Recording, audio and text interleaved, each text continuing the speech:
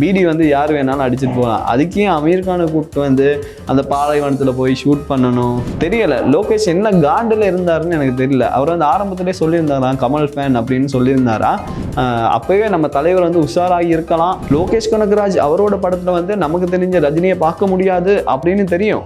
ஆனால் படத்தில் ரஜினியே பார்க்க முடியாது அப்படின்றது வந்து இந்த படத்தில் தாங்க எனக்கு தெரியும். வணக்க மக்களே, இந்த வீடியோவில் நம்ம என்ன பார்க்க போகிறோம் அப்படின்னு பார்த்தீங்கன்னா கூலியோட கதையை பார்க்க போகிறோம். அந்த கூலி கதை மட்டும் இல்லைங்க, நான் வந்து ஒரு படத்தை பார்க்க போய் நொந்து நூலான கதை அப்படின்னு கூட சொல்லலாம்.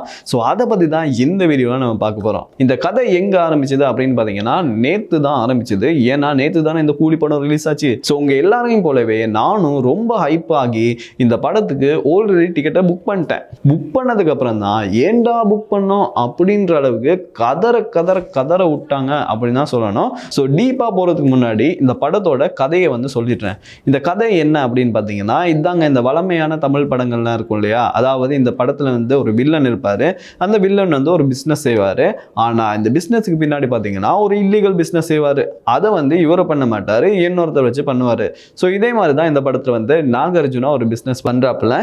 அதே மாதிரி பார்த்தீங்கன்னா ஒரு இல்லீகல் பிஸ்னஸ் வந்து பண்றாரு. இந்த இல்லீகல் பிசினஸ்ல வந்து நிறைய பேரை கொல்றாரு. கொன்னு ஒரு கட்டத்துல பணம் எல்லாம் குமிஞ்சிடுது. இந்த பணம் வந்து வெளியில போனா போலீஸ்காரனுக்கு டவுட் வந்து இவங்களை தூக்கிடுவாங்க. ஸோ அதனால என்ன பண்ணலாம் அப்படின்னு யோசிக்கும் போது தான் நம்ம சத்யராஜ் இருக்கார் இல்லையா, அவர் வந்து தலையை கொடுக்குறாரு. இந்த சத்யராஜை வச்சு எல்லா பணத்தையும் டிஸ்போஸ் பண்ண ரவுடிக ஒரு கட்டத்துல சத்யராஜையே போட்டு தள்ளிடுறாங்க. சத்யராஜ் செத்ததுக்கு அப்புறம் தான் என்னடா சொல்ற, சத்யராஜ் செத்துட்டாரா அப்படின்னு நம்ம ரஜினிக்கு தெரிய வர, இதுக்கப்புறமா சத்யராஜ் செத்துட்டாரா அப்படின்ற ஷாக்ல நம்ம ரஜினி வந்து அவர் ஏன் செத்தாரு, எதுக்கு செத்தாரு, இவங்களுக்கு பின்னாடி யார் இருக்காங்க அப்படின்றத வந்து கண்டுபிடிச்சு அந்த எதிரிகளை கொல்றாரா இல்லையா அப்படின்றது தான் கதை.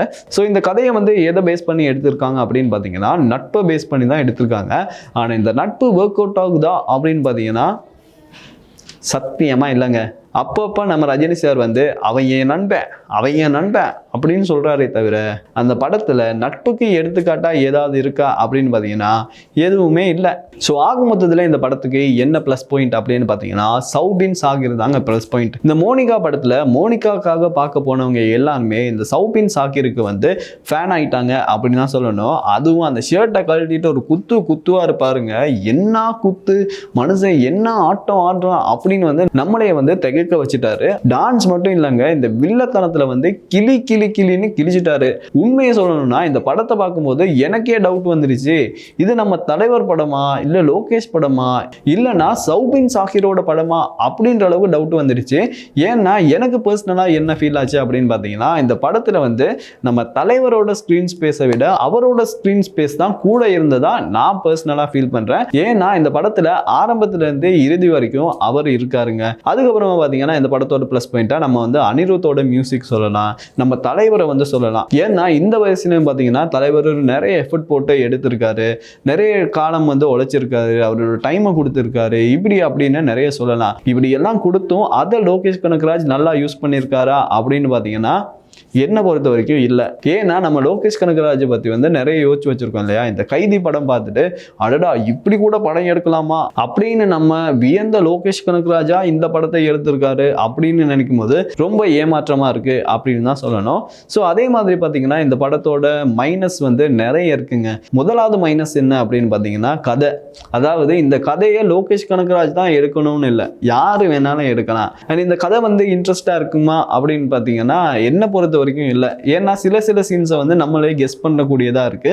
அண்ட் அப்பார்ட் ஃப்ரம் தட் வந்து சென்டிமெண்ட் சீனும் ரொம்ப கூடையா இருக்குங்க. ஒரு கட்டத்தில் வந்து இது லோகேஷோட படமா இல்லை அண்ணாத்த பார்ட் 2வா அப்படின்னு யோசிக்க வைக்கிற அளவுக்கு வந்து அந்த டயலாக்ஸா இருக்கட்டும், அந்த சென்டிமெண்ட் சீனா இருக்கட்டும், ரொம்ப இழுன்னு இழுத்து வச்சிருக்காங்க. அதுக்கப்புறம் பார்த்தீங்கன்னா நிறைய ஸ்டார்ஸ் எல்லாம் இந்த படத்துல நடிச்சிருக்கதா சொல்றாங்க.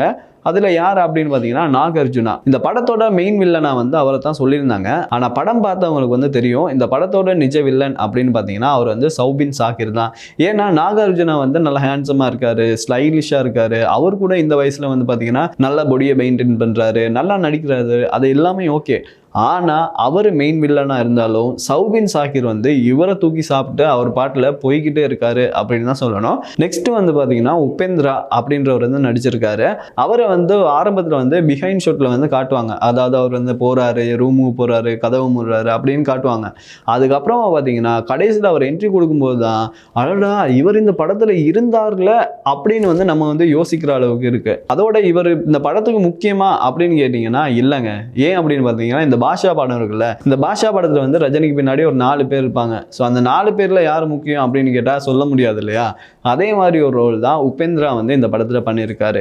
இதுக்கப்புறமா பார்த்தீங்கன்னா அமீர் கான் பாட்டுக்கு சிவனேன்னு இருந்திருப்பாரு. அந்த அமீர் கானை வந்து கடைசியில் கூப்பிட்டு வந்து காமெடி பண்ணிட்டாங்க அப்படின்னு தாங்க சொல்லணும். ஏன்னா அவருக்கு வந்து இந்த படத்தில் ஒரு வேர்த்தான சீன் இல்லை அப்படின்னு தான் நான் நினைக்கிறேன். அவர் வந்து இல்லாமலே இந்த படத்தை வந்து முடிச்சிருக்கலாம். ஆனால் அவர் வச்சுட்டமே அப்படின்றதுக்காக தான் அந்த கடைசியில் ஒரு சீனை வந்து இவங்க வந்து பில்டப் பண்ணியிருக்காங்க அப்படின்னு நினைக்கிறேன்.